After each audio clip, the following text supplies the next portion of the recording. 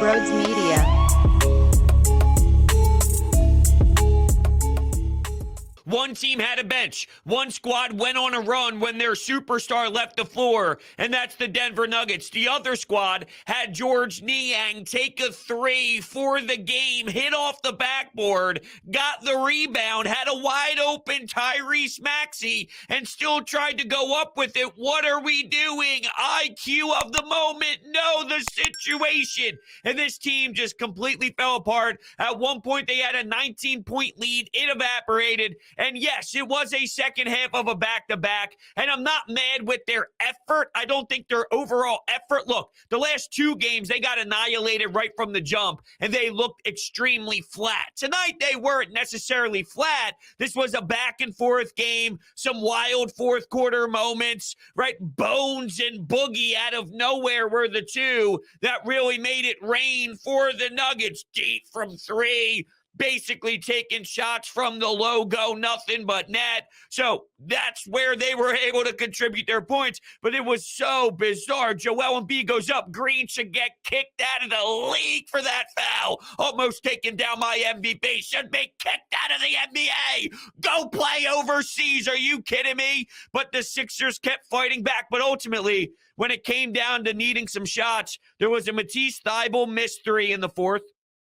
There was a Tyrese Maxey mystery. There was a Georges Niang mystery. And then, of course, the really hideous one that we witnessed late as well. And one squad had their role player step up. And that's why I asked the question. When you acquire James Harden, who was not a problem in this game, considering what we've seen over the last couple of nights, he was one shy of a triple-double. He kept you going offensively and very engaged. There were times where Denver threw him a creative look, and what would he do? He would find Joel Embiid perfectly right around the free throw line area, and then he would have the decision whether he can take that mid-range jumper or he could go to the rim, or at times he could find someone out by the three-point line too. So even though maybe there were sequences where James Harden wasn't technically blowing you away with the box score or anything flashy, when you looked at the style of offense that was able to be operated when Denver threw you a couple guys and, brought some intensity with the defense,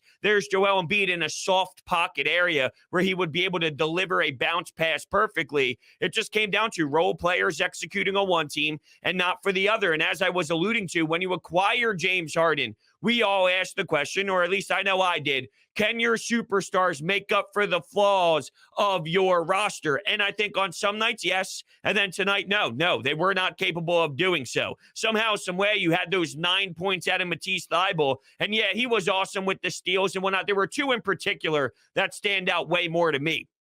When Jokic was getting the basketball kind of in that mid-range game, and Matisse Thybulle would fly out of nowhere and pickpocket him, or come out of nowhere and block his shot and leap towards Jokic as he's going up with the mid-range J. That's when it was awesome, because there's no real threat to have to focus on out by the perimeter. Tonight, you could maybe have the advantage to take those type of calculated risks. But early on, when he had two steals real quickly, I'm just going to play this card here because it's reality of the situation. The Joker just made some bad passes and put it right into his chest. So I'm not here to downplay Thybulle. I thought he was active. He was all over the place, but I'm not sold on anything. Think about it. Fourth quarter, big moment, wide open three. You can't be relying on Thybulle. But at the same time, this squad's defense is so putrid that it puts you in a bind. And by the way, I've seen better transition defense when I'm watching men's league at LA Fitness. How many times did the Joker grab the basketball and then whip it downfield like he's Peyton Manning? Or if he's Drew Brees and someone's just flying down with a go route and he's banging a beautiful pass over everybody, and then it's an easy layup for two and the Sixers just can't get back in transition. That really haunted them. So it really comes down to, when you break it down to the most simplest terms here, one bench exploded, and then the other defense, too, they were miserable with transition. And that's what this team has always been a part of. And even if you remember, sometimes at Brett Brown screaming about the transition defense, at times it's like, yo, fellas, we got to play sharper back there, and it goes on them. Now, I know Doc Rivers is a hot conversation because there was a timeout left when they got that Niang three. Here's what I'll say about that. They had a wide open three. The 76ers had a wide open three. And if you're going to scream and yell that Niang can't take that shot late in the game, I'm sorry, excuse me?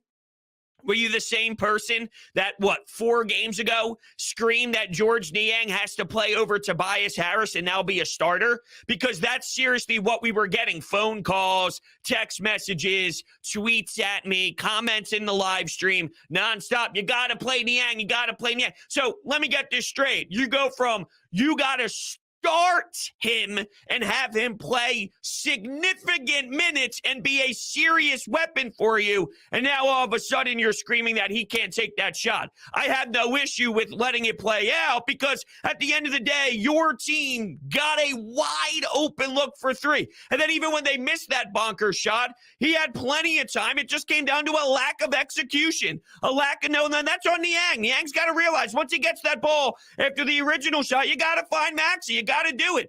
So they could have got 2 wide open looks there at the end. This is where you look at the coach and you start screaming at when it's not really his fault. Your players didn't play well on the bench. The other team's bench played extremely well. And why did some of the rotations look the way that they did? Well, Joel Embiid did have some foul trouble, but on top of that, was a bit winded, needed a rest, needed a break. And why do you think that is? Because it's on the second half of a back-to-back. And I know that's something that bothers people when you continue to say that, but it's real. It is a part of the equation. I know when watching the game, you don't feel that. You might see it with some jumpers that come up short where it hits the front iron. You don't have your legs because you played a ton the night before you went to overtime. So it is visually there, don't get me wrong. But at the same time, it's not there at the same time. It's hard to measure, and it's hard to see just from a spectator standpoint throughout. Oh, that's right. They played the night before. It's toxic. It's damaging. It got to the point where you had to put Joel Embiid on the bench early. So that played a role in some of the rotations. DeAndre Jordan is a disaster at the backup center. Danny Green was awful. So I don't really think you got to start analyzing. Doc Rivers sucks. Doc Rivers bad. We already have our thoughts on what Doc Rivers is. Nothing's going to change at this point. We have it pretty set in stone on who Doc Rivers is. This loss, if you watch this basketball game and pin it on the head coach, why are you pinning it on the putrid bench? Why are you pinning it on the fact that these guys came into the game and they sucked? They sucked. That's what caused you the loss tonight. While Bones is sizing up an easy 3 and then bang, making it rain non-stop. So guys who are very unexpected was ready for the moment. For the Nuggets, in terms of the MVP race, which, to be honest with you, I don't really care about. I don't care. But I know that was the hot topic, and that was the big dialogue surrounding this matchup. Joel Embiid waxed his ass. Waxed his ass. It wasn't even close. Joel Embiid looked like the way more intense dominant player out there when both of them were on the floor at the same exact time. To the point where, if you didn't tell me that Jokic was unbelievable when they were both on the floor, I would have never even thought about it. Embiid with the step-back 3 in the first quarter. That was when he scored his quick 10 points. Embiid with the pump fake, getting Jokic in the air, finishes at the rim. The mid-range jumper game. Jokic getting all frustrated, losing him a bit defensively. He's also turning the ball over offensively. That's how the game started off. And the Sixers say, if you want to look at a positive here, they haven't been able to kick things off at the tip-off very quickly.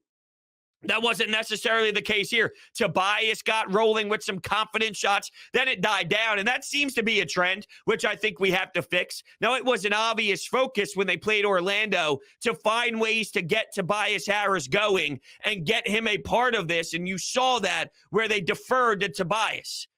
It doesn't have to be about deferring and emphasizing. It should just happen naturally within flow of the offense. Play your game, and then automatically it would just be a part of what you do. You don't have to overanalyze. You don't have to worry about getting the ball in certain spots. You don't have to focus on something before the game of, hey, make sure we force feed to buy. It just shouldn't be that way. It should be when you guys roll the basketball out and you get accustomed to your game. It's just everyone finds their respected amount of what they're supposed to have. So obviously the two-man game between Harden and Embiid would be the number one part of your brand, and then it sort of feeds off from there. And then you look at the percentages, and then it kind of gets dispersed from that spot. But I hate how Tobias can get going the way that he does in that first frame, and then sometimes you don't even hear his name again until super late. Now, he did have a very important, very big, large offensive board, but there was that sequence where they kept getting offensive rebounds. Embiid ended up missing. I believe Maxey had a crack at it as well, or maybe it was Niang, but it was within the same possession. It was just about a tied ball game in the middle of the fourth quarter. Brick. And then here comes the Nuggets down the other way. Oh, man. So definitely a tough loss, a very emotional loss, because I thought that when you especially look at your starters and your two most important players, they definitely put you in a good position to succeed. And then at some point, there's going to be nights where you have to call on somebody else. Now, Maxey did okay. I didn't think Maxey was as slow of a game as we've seen in some of the previous action. But, I've seen him have more intense nights. I've seen him make more shots. He had the awesome dunk when he took it to the lane. He's just someone where you want to talk about how bad Furkan Korkmaz is defensively. There's times where Tyrese Maxey is just getting consistently obliterated. And as much as we love what he does on that offensive end, that definitely is highlighted and brutal. And it relates to why the other team has so much success the way that they do. And at times it is definitely irking me. No doubt about it. The Sixers stars outperformed Jokic. Embiid outperformed Jokic. James Harden had a sharp day at the office. Ugly turnover late, no doubt. Not what you're looking for whatsoever. But from the full body of work within his game today, I thought that he definitely played well enough to say that Embiid and James Harden did their jobs. And sometimes on some nights, you're going to do what you can, but then some of your role players and some of your lesser players will need to deliver. Maxey was what he was. Tobias was what he was. I mean, based off of where he started, I would have liked for him to continue that and keep that going within, not so much score as much as he did in that early frame and just think that that's going to play out over the 48. But at times, he just gets lost, and you don't even think about Tobias Harris. The name doesn't even come to your brain. That can't happen either. But it's more bench than anything else. That's where it was lost. Shake, DeMarcus, Niang, Green. Niang was putrid. But this is what an NBA role player is. And I tried explaining when everyone was screaming to start him because they just wanted to bench Tobias Harris so much that you can't do that.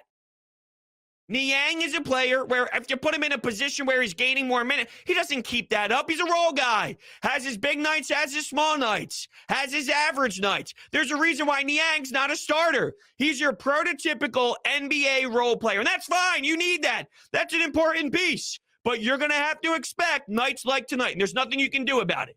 It's nobody's fault. It's just how this league works. It's how this game is. Yes, I believe that the 76ers are still involved with all the other teams, Philly sports. I do. I believe they're the Boston Celtics, the Brooklyn Nets, the Miami Heat. Yes. I don't know why you're being a douche. Yes, I still look at this team as just like anybody else in this Eastern Conference. They're there. Doesn't mean they're winning the championship.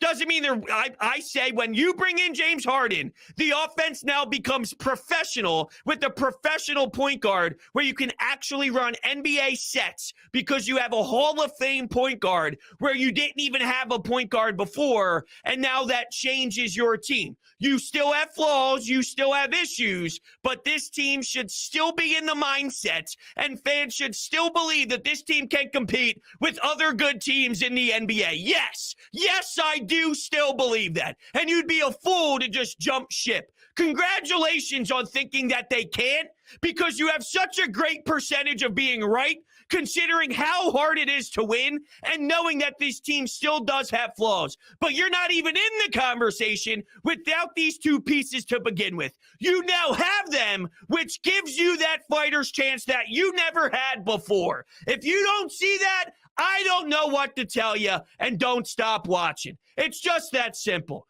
Back to the phones we go. Good evening. You're on Brodes Media. How we doing? You know what? I was pissed off for the last 70 seconds. You know, I'm just calling in to say, why wasn't Danny Green out there? Game's coming down to it. You need a guy for a clutch 3. Danny Green's that guy. Danny Green stunk tonight. Stunk. Yeah, but if you need a clutch 3, would you rather have Niang or would you have Danny Green? Niang. I'm done with that call. Niang.